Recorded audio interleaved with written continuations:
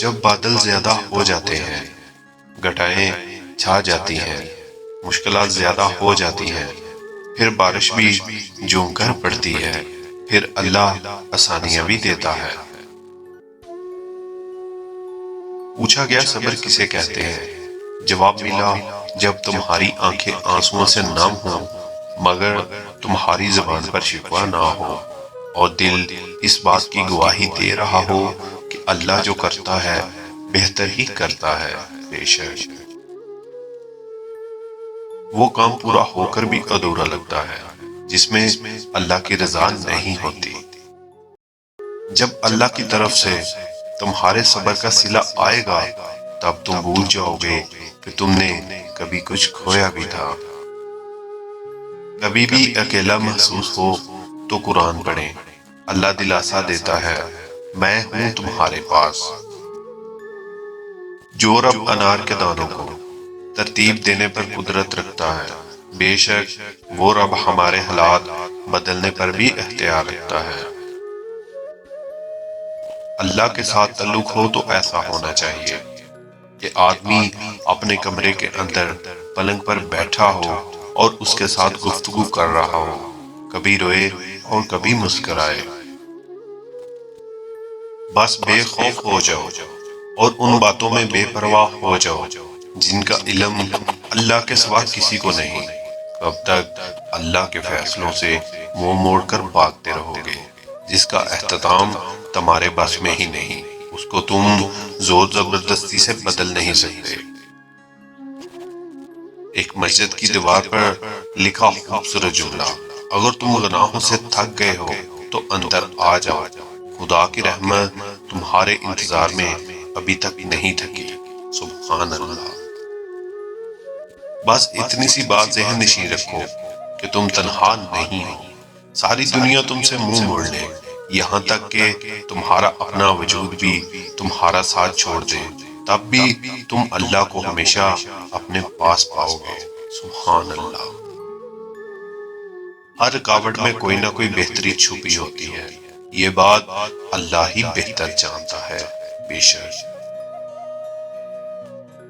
اللہ سے مانگو تو بے حساب مانگو، کیونکہ ایک اللہ ہی ہے جو واپسی کا تقاضا نہیں کرتا۔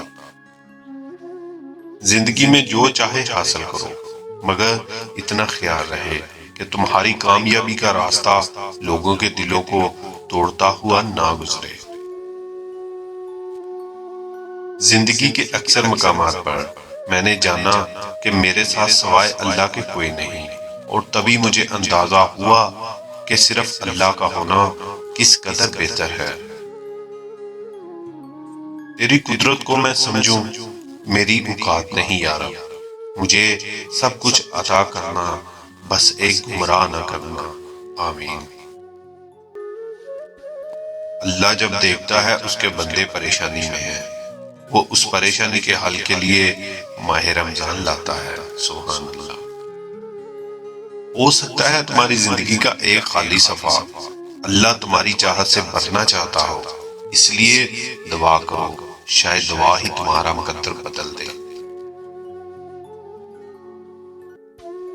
زندگی آزمائشوں کا سمندر ہے، کسی سے لے کر آزمایا جاتا ہے تو کسی کو بے تحاشا دے کر آزمایا جاتا ہے، بس کہیں صبر کی اور کہیں شکر کی آزمائش ہے۔ جو لوگ ہم سے ملاقات کی امید نہیں رکھتے اور اس دنیاوی زندگی میں راضی ہو گئے ہیں اور اسی میں جی لگا بیٹھے ہیں، یہی وہ لوگ ہیں جو ہماری نشانیوں سے غافل ہیں۔ سورہ یونس۔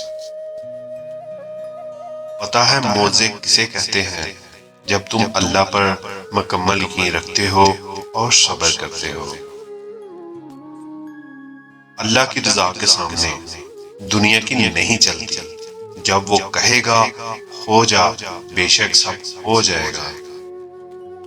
جس نے مقدر لکھا ہے اس کے پاس مقدر بدلنے کے بھی اختیارات ہیں۔ یہ بھی انسان کی سب سے بڑی بدقسمتی ہے کہ اسے اللہ سے دعا مانگنے کا وقت ہی نہ ملے۔ اس خدا سے ڈرتے رہو جس کی صفات یہ ہے کہ اگر تم بات کرو تو سنتا ہے، اگر دل میں رکھو تو وہ جانتا ہے۔ اللہ اگر تمہاری فریاد کو تمہاری زبان تک لا سکتا ہے تو اس فریاد کو تمہارا مقدر بھی بنا سکتا ہے۔ بے شک جب اللہ کن کہتا ہے تو دنیا کی ساری طاقتیں فیکون کرنے کے لیے متحرک ہو جاتی ہیں۔ جب کبھی گرتے گرتے سنبھل جاؤ تو سمجھ لینا کہ اللہ نے تمہاری دعاؤں کے ذریعے تمہیں تھام لیا ہے۔ وہ جو پتھر سے پانی نکال سکتا ہے وہ اپنے بندے کے لیے وسیلے بنا ہی دیتا ہے۔